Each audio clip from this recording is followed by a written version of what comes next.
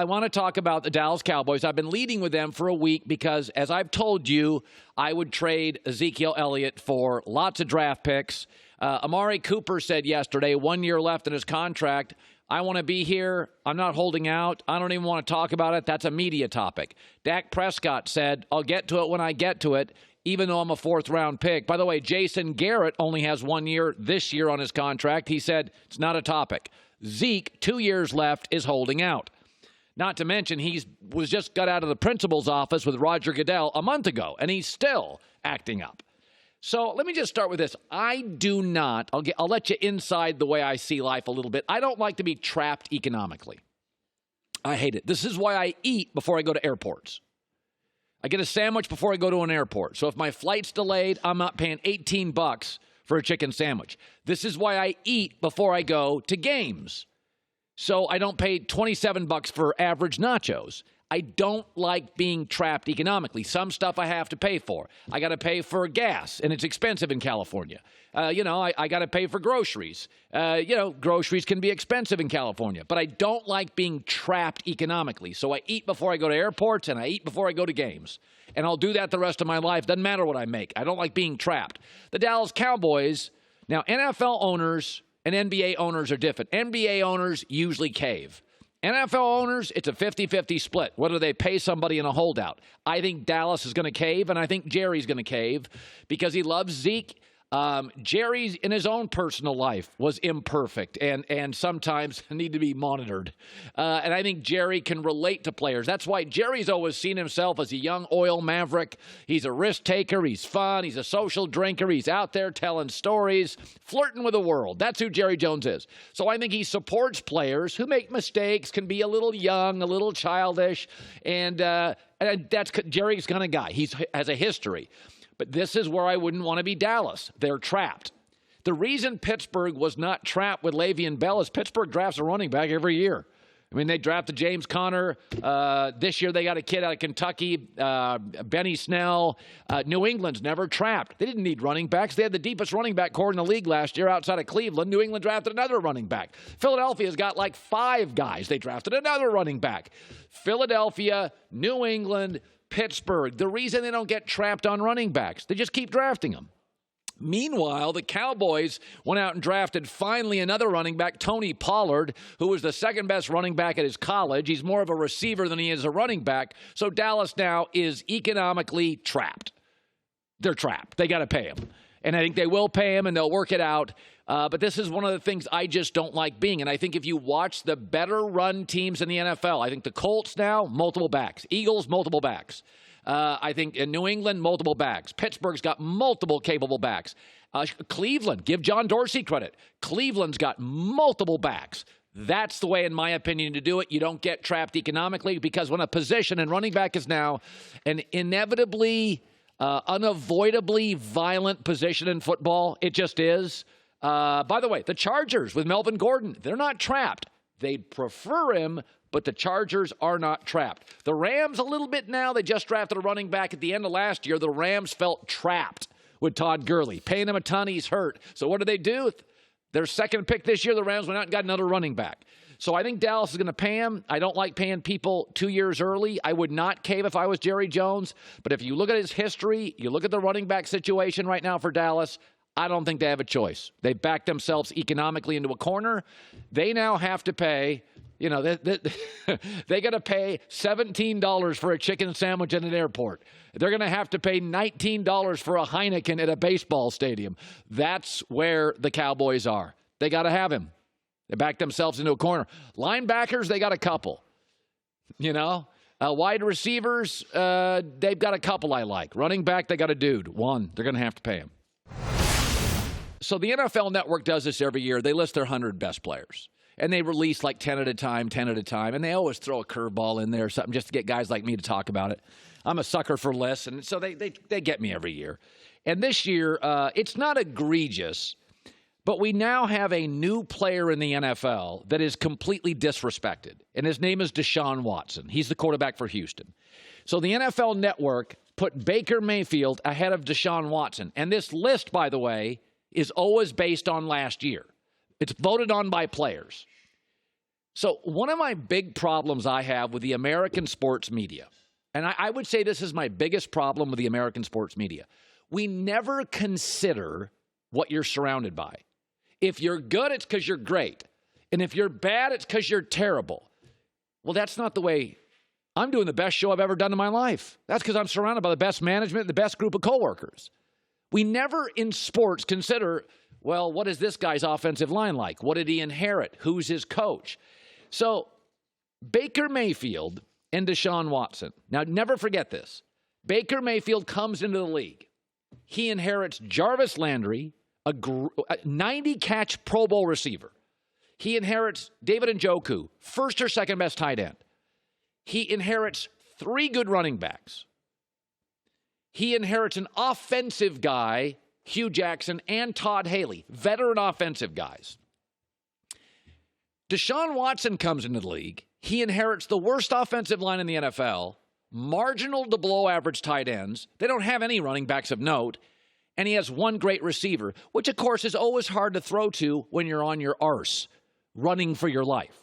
So NFL Network today, Baker's better than Deshaun. Let me give you a few numbers. Last year, Deshaun Watson won 11 games. Baker won 6.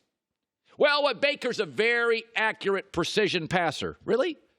Because behind the worst offensive line in the league, Deshaun Watson completed 68% of his throws, Baker 64%. Well, but Baker, yards, Deshaun Watson, check.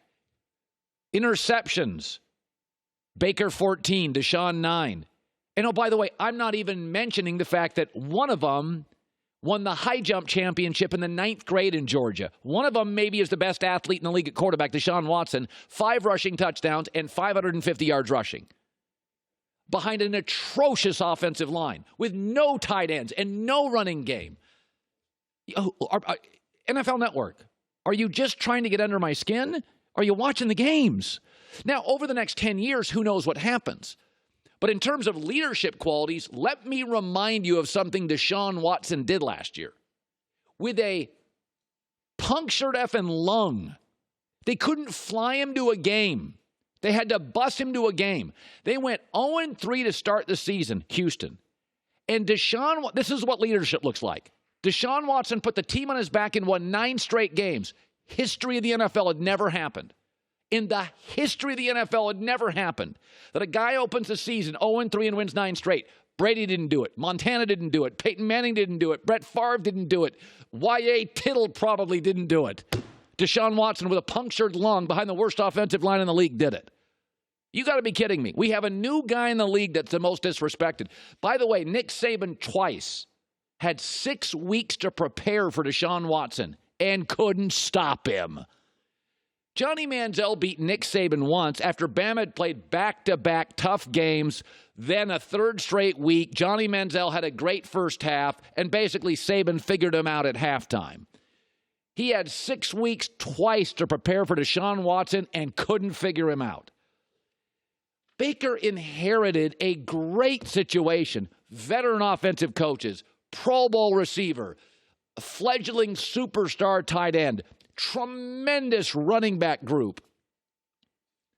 Deshaun Watson's been dealing with an albatross of an O-line, no separators at tight end, 1 great receiver, but he's doubled, and it's hard to consistently get the ball to people when you're on your back. I mean, this is the classic example of, can we at least acknowledge what people are working with?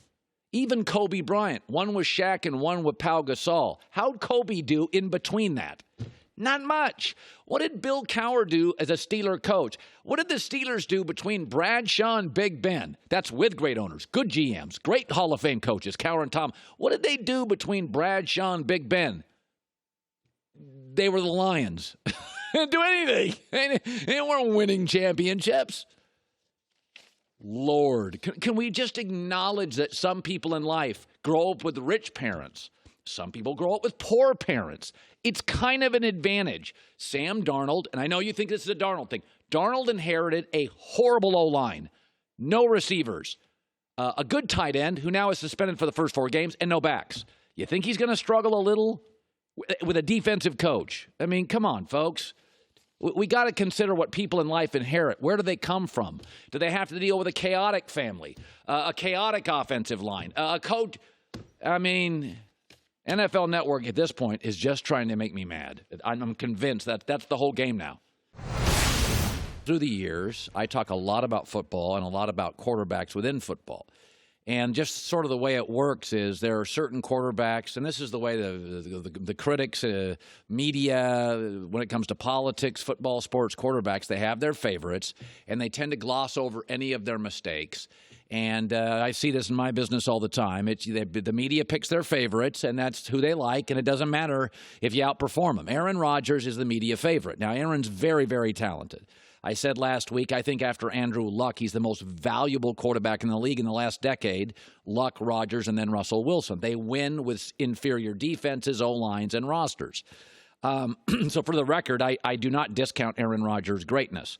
But I don't believe over the last 4 years he's been the Aaron Rodgers that the media built up.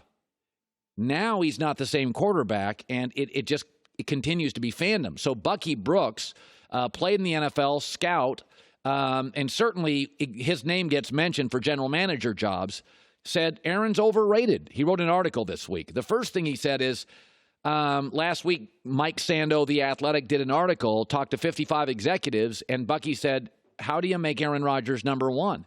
He goes, if you look at his first 109 games in his career and his last 50, he's a 500 quarterback in his last 50 that doesn't win big road games, completes only 62% of his throws. His passer rating's in the mid-90s, and it's almost a yard and a half less than the first 109 games in his career. And then Bucky goes on to say, everybody wants to say, well, Aaron's not as healthy. But Bucky Brooks, who looks at film for a living, says, yes, the static nature of the offense has been frequently cited as one of the reasons. McCarthy's boring offense without motion. But he says the all-22 coaches film, which, by the way, is accessible to all players, he says it also reveals a quarterback with a preference over a three-point shot over a layup. Aaron would rather launch the ball downfield off an impromptu scramble than take the cheap yards available on a check down to the running back. This is precisely what Greg Cosell told us multiple times, starting with 3 years ago on this show. This is why I say Aaron Rodgers has become Big Ben. Stop comparing Rodgers to Brady. Brady is Drew Brees. Precision, accuracy, get rid of the ball, don't get hit. Rodgers has become Big Ben, where they're becoming, quote, spectacular play quarterback. You don't win Super Bowls that way. You win Super Bowls by 1,000 cuts. That's how Drew won his. That's how Tom wins his. That's how Matt Ryan got to a Super Bowl. That is, by the way, how Jared Goff last year. If I said you greatest play last year by Jared Goff, none stick out. Death by 1,000 cuts in Sean McVay's system, Robert Woods, Cooper Kupp, hand the ball off. Aaron Rodgers and Big Ben, to me, we don't look at them physically the same. They're very comparable. They've aged. They're a little stubborn. Their willingness to hold on to the ball has gotten them dinged up a little. We question both of their leadership skills fairly, in my opinion, often. And this is what Greg Cosell said. They've become spectacular play quarterback. I can remember Ben against the Jaguars up the left sideline to Antonio Brown, but when you need a 7-yard curl for a first down, Ben whizzes it over the guy's head. And you do not get to Super Bowls as spectacular play quarterback. Why? Because good teams don't give it up. How many times does New England ever give up a big touchdown pass in a playoff game? They just don't.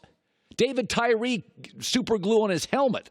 Think about all the Super Bowls with New England. How many big plays have they given up? They just don't. And spectacular play quarterback, the pom-pom wavers, and the fans love him in the regular season. But then you face a Pete Carroll defense or a Belichick defense, and you just don't get them. You just don't get them. So Bucky Brooks, it's just nice to know that me and Bucky now are fighting off. I have a cohort fighting off 1,200 pom-pom waving Aaron Rodgers fans. Maybe Gottlieb. I'll give him a chance to be real. Keep it real. I always think when athletes understand, like I always said, Dwayne Wade, he gets drafted by Pat Riley, and he lives in a state with no income tax. And he lives in the flashiest, coolest East Coast city, which is Miami, right? International. So Dwayne Wade, if it ever came down to it, and I was D. Wade or his agent, I'd say, listen, Pat Riley's going to get you better players, no state tax, aqua water, and it's an international city. You could have a chance globally to make a little more money in Miami than an Indiana Pacer. I do think there are opportunities sometimes, not very much, where a player in a certain market should be aware of the opportunities. Dak Prescott has to remember the value of being a Cowboy quarterback is the greatest of any position in American sports. Right now at Fox, Troy Aikman. CBS's lead analyst, Tony Romo. I mean, if you look at the NFL Network, Michael Irvin, Deion Sanders. Fox has Jimmy Johnson. If those guys coach or play quarterback, cornerback, or receiver for the Jaguars, they're not on those networks. Jason Witten got the Monday Night Football gig without a huge personality. He was a tight end, and it lasted an hour. And I like Jason, but he doesn't get that if he plays for anybody. He doesn't get that as a Seahawk. He doesn't get that as a Charger. He doesn't get that as anybody. He doesn't get that as a Dolphin. He gets it because he's a Cowboy. This is why actors, great actors, are willing to do those Marvel movies. It's not art. It's not visually. It's not intellectually stimulating. I mean, it's not. Don Cheadle is not looking at those Marvel scripts and having to dig deep for it. But you stay relevant, you stay in the conversation in Hollywood as the movie business goes through some tumult. You make residual money for the next 10 years. You do Marvel movies. Okay, Don Cheadle's done big stuff. Mark Ruffalo, Downey, these are great actors, but you get yourself into a Marvel story because you're in the conversation. Dak Prescott plays for the Cowboys. He's getting Campbell soup commercials, no state tax. He got those yogurt commercials. He got those when he was like a kid. He was a fourth-round pick. You think a fourth-round pick for, whoever the Chargers is getting that? No. So that's where I would say with Dak, if I could take $1 million or $2 million less a year over time, you're going to get it back then some in the Marvel movies and Cowboy quarterback. By the way, I would say after the Cowboy quarterback, you could say, what about the Yankees? The Yankees don't even let you put the name in the back of the jersey. They're not great for endorsements. What about the Lakers? Kareem Abdul-Jabbar could never get a coaching job. There's not Lakers broadcasting all over the country. I mean, the Cowboys, every network that has the NFL has a Cowboy in the lead job last year. Now, Jason Witten's left, but it was Witten, Romo, Jimmy, Aikman, every single one. NFL, ABC, CBS, Fox. So that's where Dak, as a fourth-round pick, especially as a fourth-round pick. He wasn't a first-rounder. Like, we didn't know who Dak was. I mean, I said when I watched him in college, I'm like, he's a better version of Tebow. And I never thought Tebow was a franchise quarterback. Hi, everybody. Thanks for watching. Subscribe here to get the latest from the show. Also, be sure to check out more of the best clips from The Herd or go watch a few segments from other shows on FS1.